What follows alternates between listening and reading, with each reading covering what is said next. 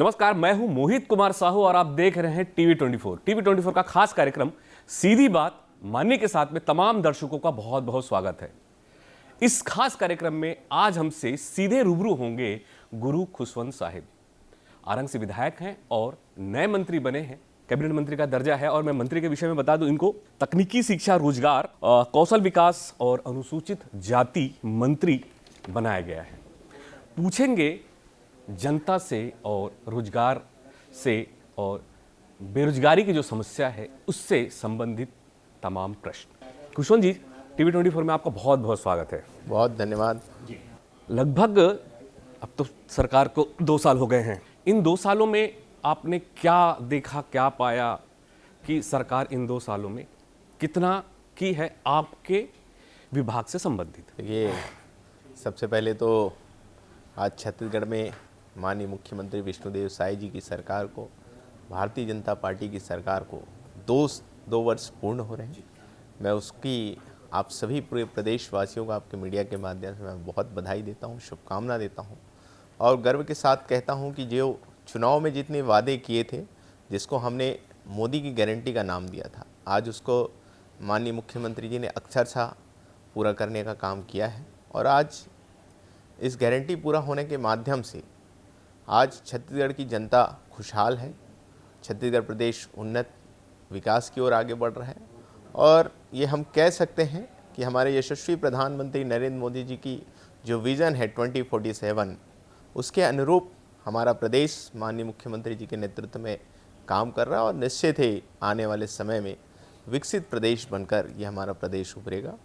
और आपने जिस प्रकार से हमारे विभाग की जानकारी चाहिए है, तो निश्चित ही माननीय मुख्यमंत्री जी के नेतृत्व में सभी विभागों में बहुत तीव्र गति से उन्नति और विकास का काम हो रहा है।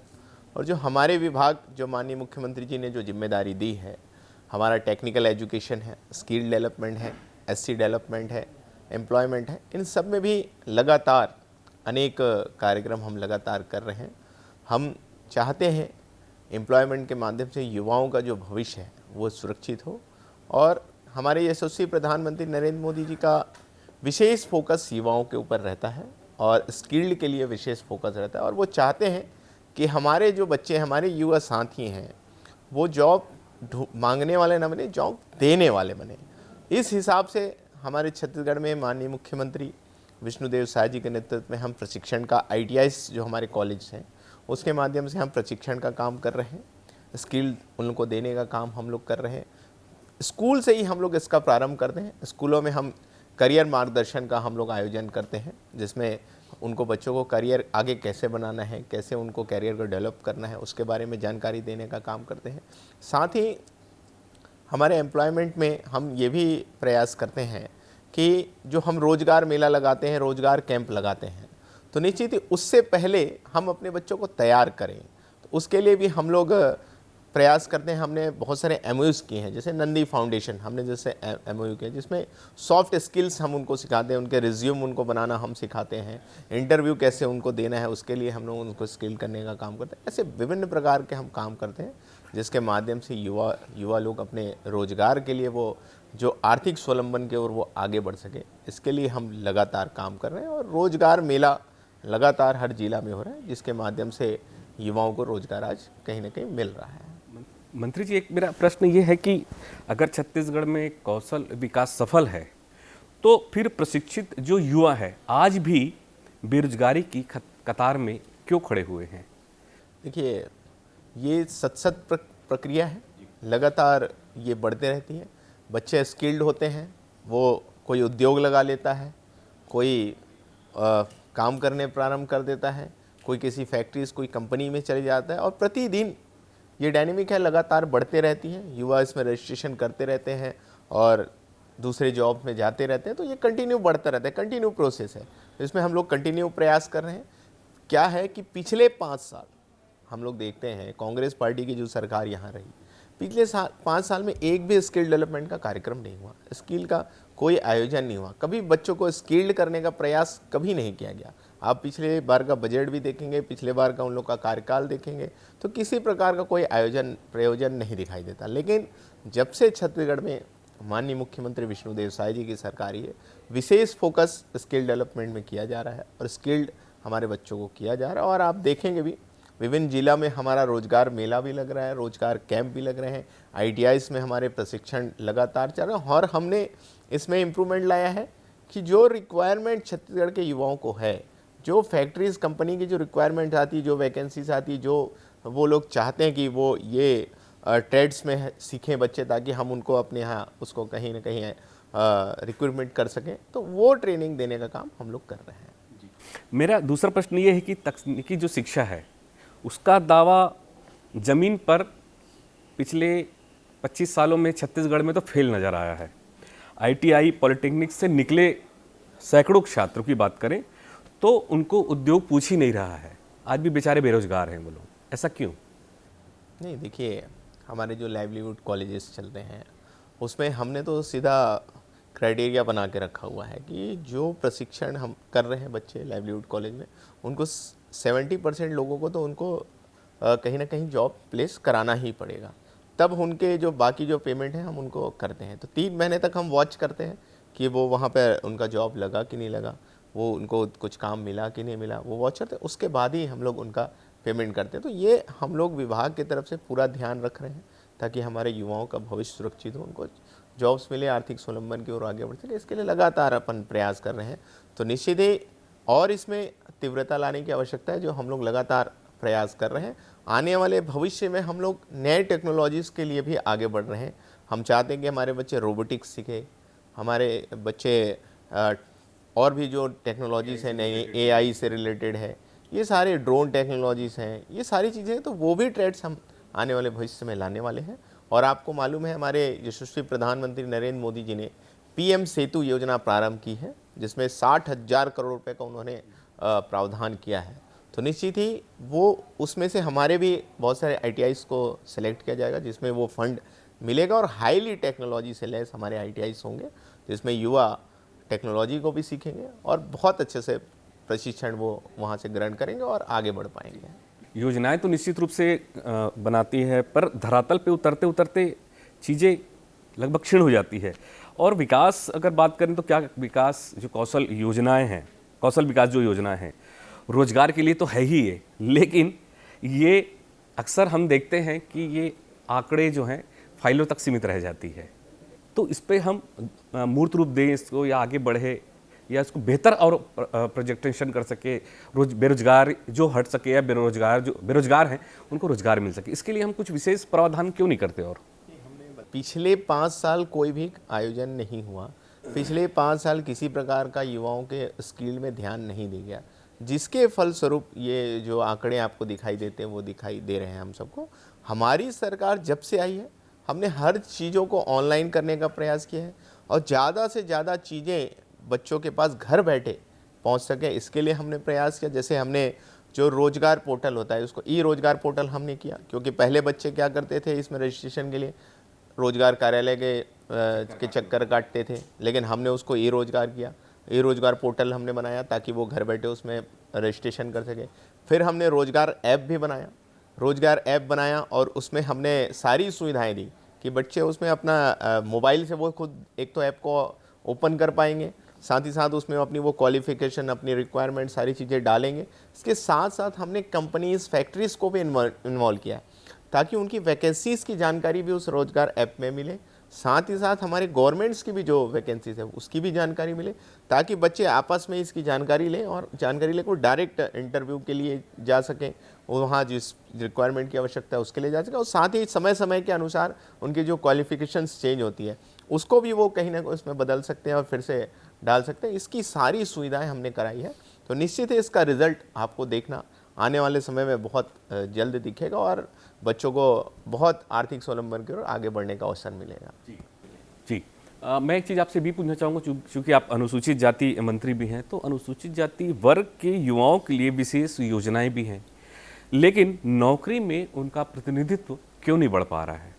देखिए, पहले एक समय था जरूर कि अनुसूचित जाति समाज के बच्चों को उस प्रकार से जो कहीं ना कहीं प्रोत्साहन मिलना चाहिए या इनकरेजमेंट मिलना चाहिए या उनकी सुख सुविधाओं को ध्यान देना चाहिए, वो नहीं होता था। लेकिन जब से यशस्वी प्रधानमंत्री नरेंद्र मोदी जी बने हैं तब से जिस विजन के साथ वो चल रहे हैं, सबका साथ और सबका विकास, मतलब हर समाज हर वर्ग को साथ लेके वो चल रहे हैं, हर किसी के लिए वो आज सोच रहे हैं। तो निश्चित ही उनके माध्यम से आज अनुसूचित जाति समाज के में बहुत तीव्र गति से उन्नति और विकास आ रही है। और हम लोग उनकी स्टडी से लगातार काम कर रहे हैं। जो हॉस्टल्स में हमारे बच्चे रहते हैं अनुसूचित जाति के, वहाँ से हम प्रयास कर रहे हैं कि वहाँ की जो उनकी क्वालिफ़िकेशन है, उनकी एजुकेशन है, एजुकेशन अच्छी हो सके। इसके लिए हम लोग वो वहाँ की जो सुख सुविधाएं होती हैं उसमें विशेष ध्यान दे रहे हैं। साथ ही साथ उसके बाद जो आगे उन लोग को और बहुत सारे जो काम करने होते हैं उसके लिए भी हम ध्यान दे रहे हैं। जैसे उनको एजुकेशन करते समय स्कॉलरशिप की आवश्यकता होती है। पहले एक समय था स्कॉलरशिप के लिए वो उनको चक्कर काटने पड़ते थे, ये वही फिर से फॉर्म भरो, फॉर्म जमा करो, उसके बाद कब आएगा, ये एग्ज़ाम्स ख़त्म हो गए या साल ख़त्म हो गया लेकिन वो पैसे बाद में आ रहे। लेकिन हमने उसको ऑनलाइन किया, अब वो ऑनलाइन फॉर्म भरते हैं और हमने एक मंथ डिसाइड कर दिया कि इतने इस मंथ में इतने पैसे आ जाएंगे, इस मंथ में इतने, और 3 उसमें फेस में हमने कर दिया, तो वो पैसे उनको आ जाते हैं। मतलब पढ़ाई करते करते जिस समय ज़रूरत होती है उस समय वो स्कॉलरशिप उनको मिल जा रहा है। साथ ही साथ अभी हमारे माननीय मुख्यमंत्री विष्णुदेव साय जी ने घोषणा की है कि आपने जिस प्रकार बताया कि एम्प्लॉयमेंट उसमें बढ़ना चाहिए, तो हर साल अब अनुसूचित जाति समाज के जो बच्चे जो पायलट बनना चाहते हैं उसके लिए 15 लाख रुपए माननीय मुख्यमंत्री जी ने घोषणा की। 5 बच्चों को अनुसूचित जाति के हर साल 15 लाख रुपए दिया जाएगा ताकि वो पायलट की परीक्षा कर सकें। और आपको मालूम है प्रयास जो हमारा दिल्ली में चल रहा है, पहले बहुत कम सीट थी जिसको डबल करने का काम हमारी माननीय मुख्यमंत्री विष्णुदेव साय जी ने किया, जिसमें आज हम लोग देखते हैं बहुत सारे IAS हैं, IPS हैं, IFS हैं, ऐसे बड़े बड़े अधिकारी में हमारे समाज के अनुसूचित जाति अनुसूचित जनजाति समाज के बच्चे पहुंच रहे हैं इस प्रयास में पढ़कर। एकलव्य हमारा चल रहा है जिसमें भी हमारे बच्चे रेजिडेंशियल रहकर पढ़ाई कर रहे हैं। तो ऐसे हम लोग लगातार बहुत सारे प्रयास कर रहे हैं जिससे अनुसूचित जाति समाज के बच्चे आगे बढ़े, और इसका निश्चित ही रिजल्ट दिखने भी लगा है और आने वाले समय में और बड़े प्रतिनिधित्व दिखने लगे। बिल्कुल। मेरा एक नाम हमेशा मन में प्रश्न रहा है मंत्री जी कि आरक्षण जो है वो आरक्षण का एक सिस्टम तय होना चाहिए। मुझे ऐसा लगता है कि जो अच्छे पद हैं या अच्छे पदों पे हैं उनके बच्चे या उनके परिवार के लोग को भी आरक्षण दिया जाता है, और जो लाइबल हैं, जो इसके लायक हैं, उनको उस आरक्षण के चलते या पद नहीं मिल पाता या जॉब नहीं मिल पाती, ऐसी बहुत सारी समस्या होती है। इस पर भी छत्तीसगढ़ सरकार कुछ करने जा रही है आपके विभाग से कि आरक्षण जैसे क्रीमी लेयर वाला सिस्टम भी होता है कि भाई जिनका पिताजी के 1 से 1.5 लाख तनख्वाह है उसके बच्चों को भी वही अगर 10 नंबर मिल रहा तो भी पास उसको उस सीट मिल जा रही है। तो ऐसे बहुत सारी चीज़ें हैं। इस जो असमानता है उसको क्या दूर करने की ज़रूरत है? ये जो आरक्षण का जो बात है, निश्चित ही OBC में क्रीमी लेयर है, SC ST में अभी क्रीमी लेयर नहीं है। वो जो है निश्चित ही आने वाले समय में वो सारी चीज़ों में बातें होगी, अभी वो चर्चा करने की विषय है। लेकिन ऐसा नहीं है कि 10 नंबर पाए तो आप सिलेक्शन हो गया, ऐसी बात नहीं है। बहुत कंपटीशन होता है और हम ये हमेशा इसको आकलन करने का प्रयास करते हैं कि उन्होंने कम नंबर पाया और उनका सिलेक्शन हो गया, लेकिन किस अभावों में वो रह रहा है, किस परिस्थिति में वो रह रहा है, किस माहौल में वो रह रहा है, इसको हम लोग कभी आकलन करने का प्रयास नहीं करते। हम लोग सिर्फ वो मीडिया में जो नंबर आए उसके माध्यम से सिलेक्शन हो गया, तो उसमें ध्यान देते हैं कि वो तो ठीक, आप बहुत सही कह रहे हैं कि जो अभाव में पढ़ाई कर रहा है उनको तो आगे आना चाहिए, उनको देना चाहिए। मेरा कहने का मतलब ये है जिनके पेरेंट्स या माता पिता अच्छे पदों पर हैं, जो समाज के साथ धनी वर्ग में हैं, उनको भी उसमें दे दिया जा रहा है। मैंने एटमॉस्फेयर की बात की, वो एटमॉस्फेयर धीरे धीरे चीज़ें अच्छी हो रही है। समय के साथ जैसी जैसी ज़रूरतें बनेंगी वैसा वैसा उसमें बदलाव लाया जाएगा, और हमारा प्रयास तो रहता है कि अंतिम व्यक्ति तक हमारा विकास पहुँचे, अंतिम व्यक्ति तक हर किसी जो सरकारी योजना है उसका लाभ वहाँ तक पहुँचे, और इसके लिए प्रयास है और ये लगातार हम लोग काम कर रहे हैं, इसके लिए होगा आने वाले भविष्य में। बिल्कुल। एक चीज़ और भी है, हमेशा से प्रश्न रहा है कि हम सरकार जिलों में, ब्लॉकों में सभी जगह ट्रेनिंग सेंटर तो खोल देते हैं, लेकिन ट्रेनिंग सेंटर खोलना ही कौशल विकास हम नहीं मान सकते हैं। हम मानते हैं कि ट्रेनिंग के बाद उनको परिपक्व नौकरी भी मिलनी चाहिए। तो सरकार क्या नौकरी भी दिलाती है कि नहीं दिलाती है? कि हमारा प्रयास, मैंने शुरू में ही कहा, हम अपने बच्चों को स्किल्ड करने का काम करते हैं, ताकि मैंने शुरू में ही कहा कि वो नौकरी मांगने वाले नहीं, नौकरी देने वाले बने। तो हम उनको इतना सक्षम बनाने का प्रयास करते हैं कि या तो वो उस फील्ड में उद्योग भी लगा सकते हैं, जिस प्रकार आपने देखा है हमारी जो नई उद्योग नीति है जिसमें MSME जो है बहुत सरल कर दिया गया है ताकि बच्चों को अप्लाई करने में आसानी से वो किसी प्रकार का उद्योग लगा सकें। और ज़मीन उपलब्ध कराने में भी हमारी सरकार लगातार सक्रिय है कि ऐसे जो हमारे छत्तीसगढ़ के लोग स्टार्टअप करना चाहते हैं तो उनको हम सहयोग करते हैं। तो इसमें हमारी फोकस रहती है और हमने इसके लिए स्टार्टअप प्लान भी बनाया हुआ है जिसके माध्यम से हमारा लगातार कार्यक्रम चल ही रहा है। टेक्निकल में भी हमने इसके लिए स्टार्टअप का आयोजन रखा हुआ है। जो हमारा आई हब है, इनोवेशन हब, हमने जीसी रायपुर में उसको खोला है, जो हमारा गुजरात के आई हब से हमारा टाई अप है, एमओयू है।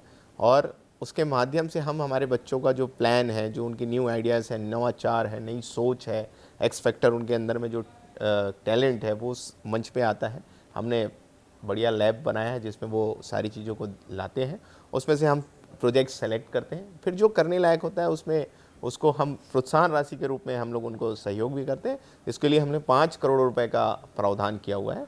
तो इसके माध्यम से बच्चे जब वो स्टार्टअप को लेकर आएंगे तो वो खुद तो आर्थिक स्वावलंबन की ओर बढ़ेंगे, साथ ही साथ वो उद्योग के माध्यम से वो और भी युवाओं को उसमें जॉब देंगे। तो हम बच्चों को कोशिश करें कि वो जॉब क्रिएट करने वाले बने, ये हमारा प्रयास लगातार रहता है। और साथ ही साथ इसके साथ ही साथ आपने जिस प्रकार से बोला कि एम्प्लॉयमेंट भी हम उनको उपलब्ध करें, वो भी हम प्रयास करते रहते हैं कि हमारे जो यहाँ पे छत्तीसगढ़ में जो फैक्ट्रीज़ हैं, कंपनीज़ हैं, यहाँ की वैकेंसीज आती है वो हम रोज़गार कैंप लगाते हैं, रोज़गार मेला लगाते हैं, जो इंस्टीट्यूशन के अंदर में जो लगते हैं, आपको मालूम है कॉलेजेस में लगते हैं, वो प्लेसमेंट कैंप हम लगाते हैं जिसमें बच्चों को प्लेसमेंट मिल जाता है।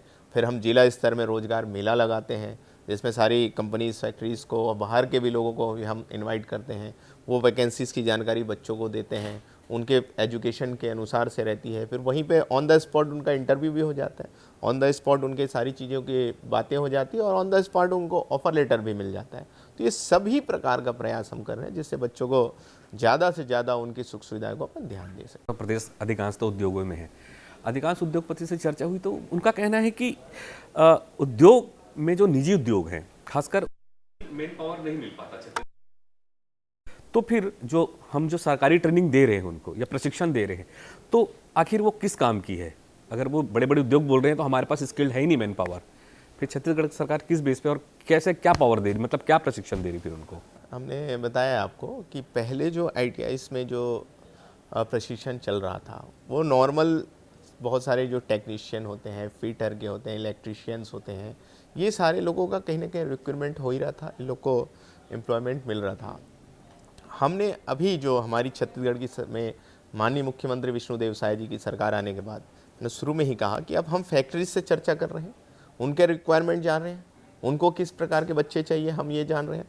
फिर उस हिसाब से हम हमारे ITIs में अब ट्रेनिंग कर देना प्रारंभ किए। जैसे हमने महिंद्रा एंड महिंद्रा से हमने किया हुआ है ताकि वहाँ उनका आपने देखा होगा कि उनका शोरूम बहुत कम रहता है, तो उसके हम उसको जिस प्रकार के बच्चे चाहिए हम वैसे तैयार करें, या वो स्वयं भी बच्चे को तैयार करने का प्रयास कर रहे हैं। हमने हुंडई से अभी MOU की, ये जितनी भी चीज़ें मैं आपको बता रहा हूँ, नंदी फाउंडेशन, हमारे Mahindra and Mahindra, Hyundai, CSR box, नामटेक, ये सब चीज़ पहले पिछले 5 साल कभी प्रयास नहीं किया गया। ये हमारी सरकार आने के बाद हम लोगों ने प्रारंभ किया है। तो आप इससे आकलन कर सकते हैं कि अभी प्रारंभ हुआ है, तो निश्चित इसका रिजल्ट आपको आने वाले समय में आपको दिखेगी। आप ईवी आज के समय में कितनी ज़रूरत की चीज़ें आप देख रहे हैं, इलेक्ट्रिकल व्हीकल आज, लेकिन कभी इस सारी चीज़ों के लिए प्रयास नहीं किया। हमने इसके लिए MOUs किया है सिब्रोनॉनिक्स से, जिसके माध्यम से EV की ट्रेनिंग हम बच्चों को देंगे, जिसके माध्यम से वो उसमें उद्योग भी लगा पाएंगे, वो दूसरों को प्रशिक्षण भी दे पाएंगे, और साथ ही साथ या तो फिर उनको उस कंपनीज़ में कहीं ना कहीं ऑफ़र मिलेगा। तो ऐसे बहुत सारे काम हमारी सरकार आने के बाद कर रहे हैं। तो ये जो आपको जो बातें आ रही हैं वो आने वाले भविष्य में आपको दिखेगा कि उनकी सारी जो रिक्वायरमेंट है वो फुलफिल होते हुए दिखाई देंगे। आप लोग जो काम कर रहे हैं छत्तीसगढ़ सरकार, जैसे आपने बताया है, इन 2 सालों में इतना ज़्यादा अच्छा काम हो रहा है, लेकिन ये जो चीज़ें हैं लोगों तक, ये जो बेरोजगार हैं या जिनको ज़रूरत है वहाँ तक पहुँच नहीं पा रही है। जैसे हम तो पढ़ने, लेकिन हम तो रोज़ पत्रकारिता करते हैं, हमको तो पता ही है कि कहाँ पे क्या हो रहा है, लेकिन इस तरह की योजना जो आप बता रहे हैं वो वहाँ तक, जहाँ तक पहुँचनी है, रोजगार जहाँ तक आपकी गारंटी की बात है, या बेरोजगारों तक बात पहुँचनी है, युवाओं तक पहुँचना, वहाँ तक तो ये बात पहुँच नहीं पा रहा है। माध्यम क्या है इसको पहुँचाने का कि लोगों तक पहुँचेगी? ये बिल्कुल इसमें ध्यान दिया नहीं जाता था, इसलिए थोड़ा समय लग रहा है, लेकिन हमने सारी चीज़ों को अब प्रारंभ कर दिया है। और जाकर प्रचार करने में काफ़ी समय लगता है, लेकिन हमने सारी चीज़ों को अब ऑनलाइन किया और आज के समय में हर बच्चे के पास एक स्मार्टफोन है। तो हमने इसीलिए रोज़गार ऐप बनाया है, तो वो घर बैठे ही वो ऐप को कहीं ना कहीं डाउनलोड करता है और उसमें सारी जानकारियाँ, वैकेंसीज़ की जानकारियाँ, वो अपना एजुकेशन का जो क्वालिफ़िकेशन है उसको भी वहाँ पे डाल सकता है। कंपनीज़ भी उसको डायरेक्ट कॉल कर सकते हैं क्योंकि उसका डिटेल्स होगा उनके पास, तो वो भी उनको बुला सकते हैं और ये भी वहाँ अप्लाई कर सकते हैं। हमने डायरेक्ट सुविधा उनको उपलब्ध कराने का काम किया और हम चाहते हैं कि हमारी छत्तीसगढ़ की जो सरकार है वो फैक्ट्रीज़, कंपनीज़ और हमारे ये बच्चे, युवा बच्चे हैं, इंस्टीट्यूशनल कॉलेजेस हैं, इनके ब्रिज बनकर रहे सरकार और लगातार इनको जो इनकी ज़रूरतें हैं उसको दे सके। तो ये हम लोग लगातार प्रचार प्रसार कर रहे हैं और रोज़गार मेला के माध्यम से तो लगातार हमारे हर जिला में हो ही रहे हैं। और हम लोग एक ही जगह कार्यक्रम को करें ऐसा नहीं होता, हम लोग जगह देख देख कर करते हैं ताकि बच्चों को उसकी जानकारी मिल सके। और इसके लिए एक बड़ा काम अभी मैंने विधानसभा में इस बात को कही है, आपको जानकारी भी होगी, तो इन फ्यूचर में हम बहुत जल्दी ही स्टेट लेवल रोज़गार मेला हम लोग करने वाले हैं। जो जिला स्तरीय हमारा रोज़गार मेला लगता है उसको अब हम स्टेट लेवल रोज़गार मेला करेंगे माननीय मुख्यमंत्री विष्णुदेव साय जी के नेतृत्व में। और इसका हमने रजिस्ट्रेशन भी प्रारंभ कर दिया और रजिस्ट्रेशन में लगभग 50,000 से ज़्यादा युवाओं ने रजिस्ट्रेशन भी कर लिया है और फैक्ट्रीज कंपनी से भी ने भी रजिस्ट्रेशन कर लिया है और 14,000 से ज़्यादा वैकेंसीज़ के रिक्वायरमेंट भी हमारे पास आ गई है। तो ये आप मान कर चलिए जिस दिन भी ये रोज़गार मेला आयोजित होगा मुख्यमंत्री जी के नेतृत्व में, तो 14,000 से भी ज़्यादा लोगों को उस दिन कहीं ना कहीं आर्थिक स्वावलंबन की ओर अवसर मिलने वाला है। ये बहुत अच्छी योजना है। और एक चीज़ हमेशा भी ये भी देखने मिली है कि हम कई कौशल विकास योजनाएं बना तो देते हैं, लेकिन जो ठेकेदार के माध्यम से बहुत सारी चीज़ें होती हैं, जो एजेंसीज होती हैं उनके माध्यम से होता ये है कि अवसर उन ठेकेदारों के लिए बन जाता है, युवाओं के लिए नहीं बन पाता है। ये एक बड़ी समस्या रही है प्रदेश में। हमने बताया ही आपको कि हम तो 3 महीने तक वॉच करते हैं कि उन्होंने प्लेस किया कि नहीं किया, हमारे बच्चों को वहाँ पेमेंट मिल रहा है कि नहीं मिल रहा है, उसके बाद ही हम उनका पेमेंट रिलीज़ करते हैं, अन्यथा हम उनके पेमेंट रोक देते हैं।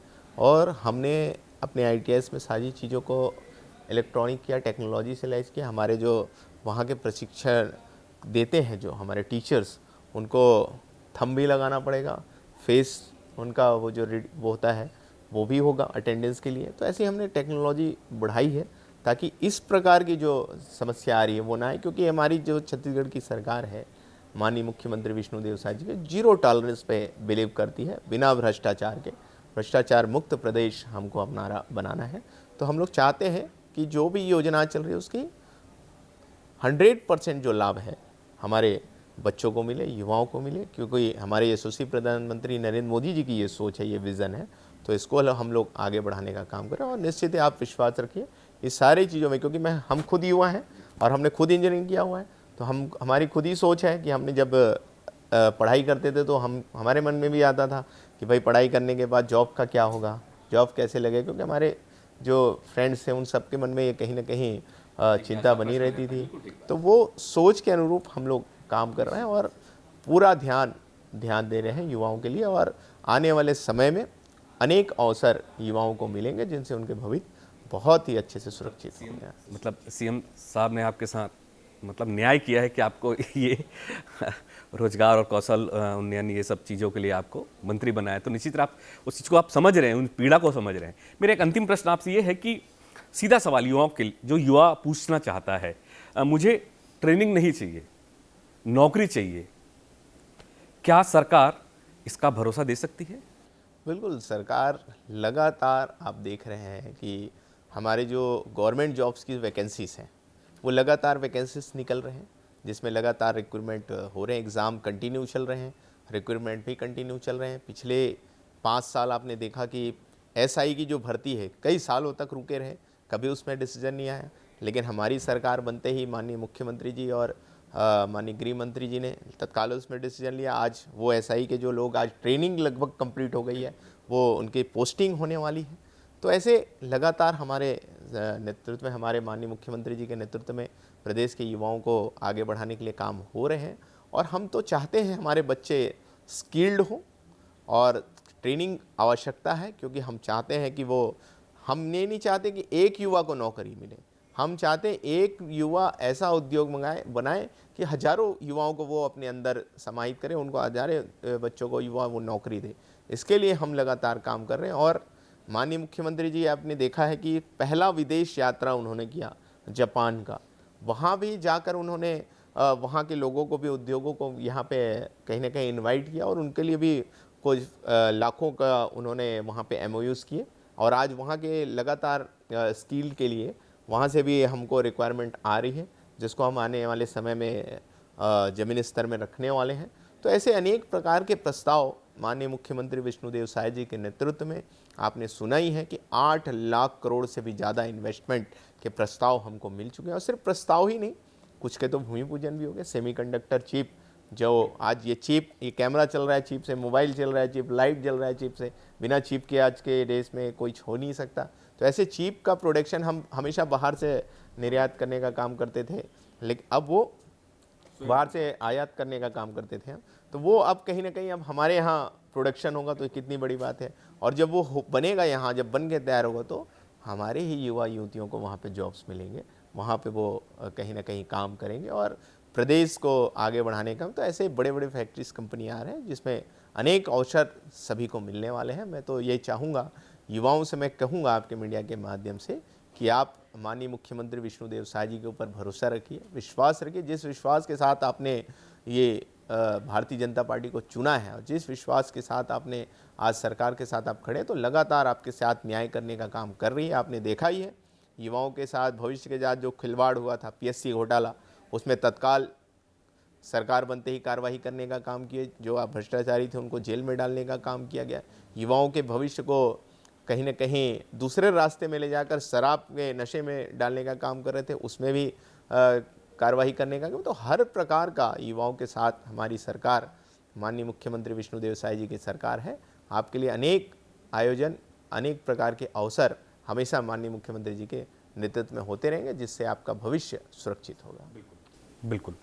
तो ये युवा नेता, युवा मंत्री और बेरोजगार और रोजगार आज की पीढ़ी के दर्द और चिंता को समझते हैं। निश्चित रूप से आने वाला 5 साल युवाओं के लिए बेहतर एक सफल प्रयास मंत्री के माध्यम से होगा, जो हमारे हजारों लाखों युवा बेरोजगार हैं उन्हें रोजगार मिलेगा। और रोजगार के अलावा भी ऐसे व्यवस्था बन जाए उनकी कि वो उद्योग लगाकर हजारों को जो है रोजगार दे पाए। बहुत बहुत धन्यवाद, बहुत बहुत शुक्रिया हमसे जुड़ने के लिए खुशबनी गुरु साहब जी। धन्यवाद।